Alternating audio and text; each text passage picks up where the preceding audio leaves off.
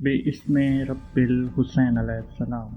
مولانا روم سے ایک حکایت مشہور ہے کہ موسیٰ علیہ السلام ایک دن ایک جنگل میں جا رہے تھے کہ انہوں نے ایک چرواہے کی آواز سنی۔ وہ اونچی اونچی آواز میں کہہ رہا تھا، اے میرے جان سے پیارے خدا، تو کہاں ہے؟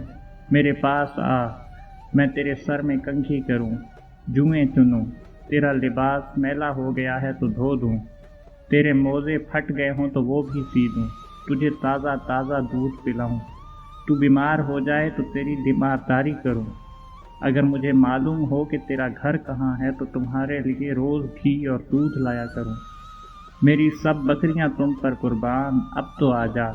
موسیٰ علیہ السلام اس چرواہے کے قریب گئے اور کہنے لگے، ارے احمق، تو یہ باتیں کس سے کر رہا ہے؟ چرواہے نے جواب دیا، اس سے کر رہا ہوں جس نے تجھے اور مجھے پیدا کیا اور یہ زمین و آسمان بنائے۔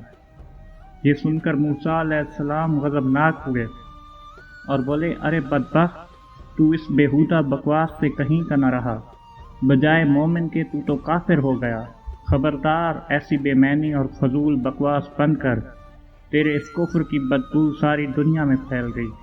ارے بے وقوف، یہ دودھ لسی ہم مخلوق کے لیے ہے، کپڑوں کے محتاج ہم ہیں، حق تعالیٰ ان حاجتوں سے بے نیاز ہے، نہ وہ بیمار پڑتا ہے نہ اسے تیمارداری کی ضرورت ہے، نہ اس کا کوئی رشتہ دار ہے، توبہ کر اور اس سے ڈر۔ موسیٰ علیہ السلام کے غیظ و غضب میں بھرے ہوئے یہ الفاظ سن کر چرواہے کی اوسان فتح ہو گئے اور وہ خوف سے تھر تھر کانپنے لگا، چہرہ زرد پڑ گیا اور بولا، اے خدا کے جلیل القدر نبی، تو نے ایسی بات کہی کہ میرا منہ ہمیشہ کے لیے بند ہو گیا اور مارے ندابت کے میری جان ہلاکت میں پڑ گئی۔ یہ کہتے ہی چرواہے نے سرد آہ کھینچی، اپنا گریبان تار تار کیا اور دیوانوں کی طرح اپنے سر پر خاک اڑاتا ہوا غائب ہو گیا۔ موسیٰ علیہ السلام حق تعالیٰ سے ہم کلام ہونے کے لیے کوہ طور پہ تشریف لے گئے تو خدا نے فرمایا، اے موسیٰ، تو نے ہمارے بندے کو ہم سے جدا کیوں کیا؟ تو دنیا میں جدائی کے لیے آیا ہے یا میلاد کے لیے؟ خبردار، اس کام میں احتیاط رکھ، ہم نے اپنی مخلوق میں ہر شخص کی فطرت الگ بنائی ہے اور ہر فرد کو دوسروں سے جدا عقل بخشی ہے۔ جو بات ایک کے حق میں اچھی ہے وہ دوسرے کے لیے بری ہے، ایک کے حق میں تریاق کا اثر رکھتی ہے وہی دوسرے کے لیے زہر ہے، ایک کے حق میں نور تو دوسرے کے حق میں نار۔ ہماری ذات پاکی و ناپاکی سے مبرہ ہے۔ اے موسیٰ، یہ مخلوق ہم نے اس لیے پیدا نہیں فرمائی کہ اس سے ہماری ذات کو کوئی فائدہ پہنچے، اسے پیدا کرنے کا مقصد یہ ہے کہ اس پر ہم اپنے کمالات کی بارش کر دیں۔ جو شخص جس زبان میں بھی ہماری حمد و ثنا کرتا ہے، اس سے ہماری ذات میں کوئی کمی پیشی واقع نہیں ہوتی، مدح کرنے والا خود ہی پاک صاف ہوتا ہے۔ ہم کسی کے قول اور ظاہر پر نگاہ نہیں رکھتے، ہم تو باطن اور حال دیکھتے ہیں۔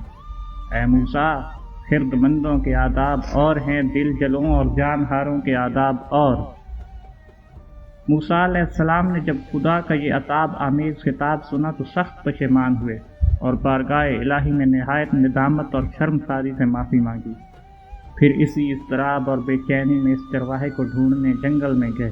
صحرا و بیاباں کی خاک چھانی پر چرواہے کا کہیں پتہ نہ چلا، اس قدر چلے کہ پیروں میں چھالے پڑ گئے، لیکن تلاش جاری رکھی اور آخر اسے پا لینے میں کامیاب ہو گئے۔ چرواہے نے انہیں دیکھ کر کہا، اے موسیٰ، اب مجھ سے کیا خطا ہوئی ہے کہ یہاں بھی آ پہنچے ہو؟ موسیٰ علیہ السلام نے جواب دیا، اے چرواہے، میں تجھے مبارک دینے آیا ہوں، تجھے حق تعالیٰ نے اپنا بندہ فرمایا اور اجازت عطا کی کہ جو تیرے جی میں آئے بلا تکلف کہا کر، تجھے کسی ادب و آداب، قاعدے و ضابطے کی ضرورت نہیں، تیرا کفر ہی اصل دین ہے اور دین نور جان، تجھے سب کچھ معاف ہے، بلکہ تیرے صدقے میں تمام دنیا کی حفاظت ہوتی ہے۔ چرواہے نے آنسو بھر کر آنکھوں میں کہا، اے پیغمبر خدا، اب میں ان بات کے قابل ہی کہاں رہا ہوں کہ کچھ کہوں، تو نے ایسی ضرب لگائی کہ ہزاروں لاکھوں سال کی راہ طے کر چکا ہوں، میرا حال بیان کے قابل نہیں، اور یہ جو کچھ میں کہہ رہا ہوں اس سے بھی میرا احوال مت جان۔ مولانا رومی اس حکایت سے محاصل یہ نکالتے ہیں کہ اے شخص جو تو حق تعالیٰ کی حمد و ثنا بیان کرتا ہے، کیا سمجھتا ہے تو ابتدا سے انتہا تک ناقص، اور تیرا حال و قال بھی ناقص ہے۔ یہ محض اس پروردگار رحمان و رحیم کا کرم ہے کہ وہ تیرے ناقص اور گندے تحفے بھی قبول فرما لیتا ہے۔ درود و سلام بر محمد و آل محمد وما علینا الا البلاغ المبین، والسلام۔